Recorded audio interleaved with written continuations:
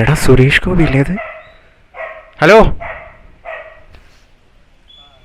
Suresh sir അപ്പിയിട്ടതാണെന്നോ? പിന്നെ തന്തയ്ക്ക് തന്നെ വിളിച്ചിട്ടുണ്ട്. വളരെ മോശമായ രീതിയിൽ തന്ത മീശോയിൽ നിന്ന് എടുത്തതാണെന്നോ? പിന്നെ ഊബർ ഡ്രൈവർ ആയിട്ടുള്ള സുരേഷ് ഗോപിയാണ് എൻ്റെ കൂടെ ഉള്ളത്. എൻ്റെ പേര് ജയചന്ദ്രൻ എന്നാണ്, സ്വദേശം അരൂര്.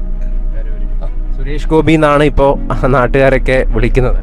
അതെ അതെ, സുരേഷ് ഗോപി എന്ന് നാട്ടിലുള്ളവരങ്ങനെ വിളിക്കില്ല. എന്നാലും കുറച്ച് ആൾക്കാർ വിളിക്കും. അത് കളിയാക്കി വിളിക്കുന്നതാണോ അല്ലെങ്കിൽ അവർ മനസ്സിൽ തട്ടി വിളിക്കണതാണോ എന്നറിയില്ല. എന്താണേലും ഞാനതിനെ എതിർപ്പൊന്നും പറഞ്ഞിട്ടില്ല, സന്തോഷമുള്ളൂ. എന്താണേലും ഈ ലുക്ക് ചേട്ടന് അടുത്തൊന്നും എന്തായാലും മാറ്റില്ല. അടുത്തൊന്നല്ല, ഞാൻ ഈ ലുക്കിൽ തന്നെ ഇനി കണ്ടിന്യൂ ചെയ്യുള്ളൂ. ഇതാണ് ചേട്ടൻ്റെ ഇനി ലുക്ക്. അതിന് എൻ്റെ മരണം വരെയുള്ള ലുക്ക് ഇത് തന്നെ. 50% ആൾക്കാരെങ്കിലും പറയും ഇങ്ങനെ സുരേഷ് ഗോപി സാറിനെ പോലെ ഇരിപ്പുണ്ട്, നന്നായിട്ടുണ്ട് കേട്ടാ, കണ്ടിന്യൂ ചെയ്യാനൊക്കെ പറയും. കുറേ ആൾക്കാർ കണ്ടാലും ഒന്നും മിണ്ടില്ല, ചിരിച്ചിട്ട് പോവും. അങ്ങനെയുണ്ട്. ചില ആൾക്കാർക്ക് ഉള്ളിൽ അമർഷം തോന്നുന്ന ആൾക്കാരും ഉണ്ട് കേട്ടോ. എല്ലാം ഉണ്ട്. പണ്ട് മുതലേ ഇത് തന്നെയായിരുന്നു? ഞാൻ പണ്ട് മുതലല്ല, ഞാൻ എൻ്റെ തുടക്കം ഒരു അഡ്വർടൈസിങ് ഏജൻസിയിലായിരുന്നു. അഡ്വർടൈസിങ് ഏജൻസിയിൽ നിന്ന് പിന്നെ ഞാൻ പബ്ലിസിറ്റി ആയിട്ട് അവിടെ നമ്മൾ പ്രൊഡക്ഷൻ കൺട്രോളിങ് കാര്യങ്ങളൊക്കെ ആയിട്ടായിരുന്നു. ആദ്യം ഞാനൊരു ഓഫീസ് അസിസ്റ്റൻ്റായിട്ടാണ് കയറിയത്. അത് കഴിഞ്ഞ് പിന്നെ പ്രൊഡക്ഷനിലേക്ക് മാറി. അത് കഴിഞ്ഞ് പിന്നെ ഫീൽഡ് എക്സിക്യൂട്ടീവായിട്ട് പോയിട്ടുണ്ട്. അങ്ങനെ പിന്നെ പബ്ലിസിറ്റിയുടെ അതിനൊക്കെ പോയിട്ടുണ്ട്. അതിന് ശേഷം പിന്നെ ഞാൻ ഇതിനകത്തേക്ക് മാറിയതാണ്. ഈ വൈറ്റിൽ ആ പാലത്തിൻ്റെ ചോട്ടിൽ നിൽക്കുന്നൊരു റീലാണ് വലിയ രീതിയിൽ വൈറലായി. അത് ശരിക്കും എന്തായിരുന്നു സംഭവം? ആക്ച്വലി അത് പിന്നെ വൈറ്റിലെ പാലമല്ല, അതൊരു മിസ്അണ്ടർസ്റ്റാൻഡിങ്. ഞാൻ കുണ്ടന്നൂർ പാലത്തിനടിയിലാണ്. അതായത് സാറിന് ഞാൻ രാവിലെ വീട്ടിൽ നിന്ന് പോന്നു കഴിഞ്ഞാൽ നമുക്ക് ആ സമയത്തൊക്കെ പൂർണ്ണ വഴിക്ക് എന്തെങ്കിലും ഓട്ടം കിട്ടും. അതല്ലാതെ ഓട്ടങ്ങൾ കുണ്ടന്നൂർ വന്ന് സ്റ്റേ ചെയ്യും. ക്രൗഡ് ബ്ലാസം, ലീ മെറിഡിയൻ, അങ്ങനെ അപ്പുറത്തൊരു ഷുഗർ ഹോട്ടലൊക്കെ ഉണ്ട്. അതിനെയൊക്കെ ബേസ് ചെയ്ത് നമ്മൾ കിടക്കുന്നു. അപ്പോൾ അങ്ങനെ കിടന്ന് ഓട്ടം വന്ന് മോശം വരുന്നത്. അപ്പോൾ വെയിലാകാൻ തുടങ്ങിയപ്പോൾ നേരെ വണ്ടി അതിനകത്ത് കയറ്റിയിട്ട് കഴിഞ്ഞാൽ തണല, നമുക്കത് നേരം ക്യാബിനകത്തിരിക്കാനും പറ്റില്ല. പുറത്തിറങ്ങി നിന്ന് അങ്ങനെ കാറ്റും കൊണ്ടുവന്ന് പിന്നെ നമുക്ക് ഓട്ടം ഇല്ലാത്തതിൻ്റെ ഒരു വിഷമം. മറ്റുള്ള ക്യാബുകൾ പോകുമ്പോൾ നമ്മൾ അതിനെ ഇങ്ങനെ ഒരു ആകാംക്ഷയോടെ നോക്കി, നമുക്ക് ഓട്ടം നമുക്ക് കിട്ടുന്നില്ലല്ലോ. അപ്പം അങ്ങനെ നിന്ന ഒരു നിൽപ്പാണ്. അത് ആരോ എടുത്തു.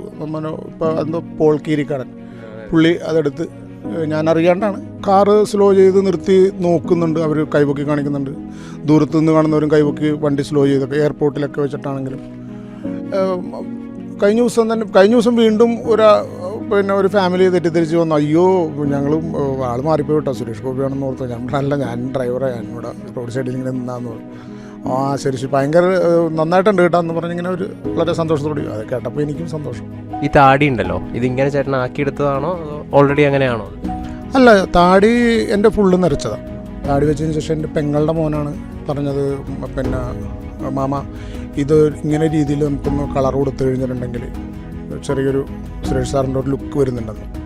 അപ്പം അങ്ങനെ പരീക്ഷിച്ച് നോക്കി നമ്മളത് പുറത്തിറങ്ങി കഴിഞ്ഞപ്പോൾ കുറേ ആൾക്കാർ കളിയാക്കിയിട്ടുണ്ട്, കുറേ ആൾക്കാർ നന്നായിട്ട് പറഞ്ഞിട്ടുണ്ട്. ഈ ക്യാബ് ഓടിക്കുന്ന എത്ര മണി മുതലാണ്? ഞാൻ രാവിലെ ഒരു 5 മണി മുതൽ വീട്ടിൽ തന്നെ ഓണാക്കി വയ്ക്കും, അരൂര് തന്നെ ഓണാക്കി വയ്ക്കും. പിന്നെ അവിടെ നിന്ന് ട്രിപ്പൊന്നും കിട്ടുന്നില്ലെങ്കിൽ പതുക്കെ ഒരു 6:30-7 മണിയോടുകൂടി പുറത്തേക്ക് പോരും. ഫാമിലി വൈഫ്, 2 കുട്ടികൾ.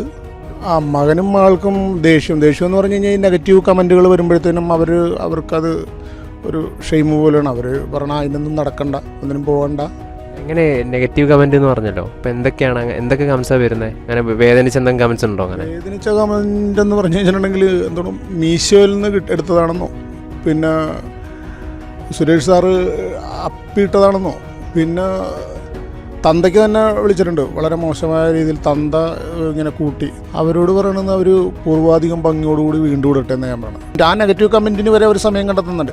ഇപ്പോൾ ഇതൊന്നുമില്ലാണ്ട് വെറുതെ നോക്കിയിട്ട് പോകുന്ന ഒരാൾ, ഒരു പ്രതികരണവും ഇല്ലാതിരിക്കുന്ന ഒരാൾക്ക് ആണെന്നുണ്ടെങ്കിൽ ഇതില്ല. പക്ഷെ നമുക്ക് നെഗറ്റീവ് ആണെങ്കിൽ നമ്മൾ ആ ഒരു ടൈം അതിനു വേണ്ടി എൻ്റെ ഈ ഒരു ലുക്കിന് വേണ്ടിയിട്ട്, അല്ലെങ്കിൽ സുരേഷ് സാറിനോടുള്ള ദേഷ്യമോ അല്ലെങ്കിൽ എന്നോടുള്ള ദേഷ്യമോ, അതിനുവേണ്ടി അവർ ആ സമയം കണ്ടെത്തുന്നുണ്ടല്ലോ. അത് തന്നെ എൻ്റെ വിജയമാണ്. കൂടുതൽ വാർത്തകളും വിശേഷങ്ങളും നിങ്ങളിലേക്കെത്താൻ ABC TV സബ്സ്ക്രൈബ് ചെയ്യുക, ബെൽ ബട്ടൺ അമർത്തുക.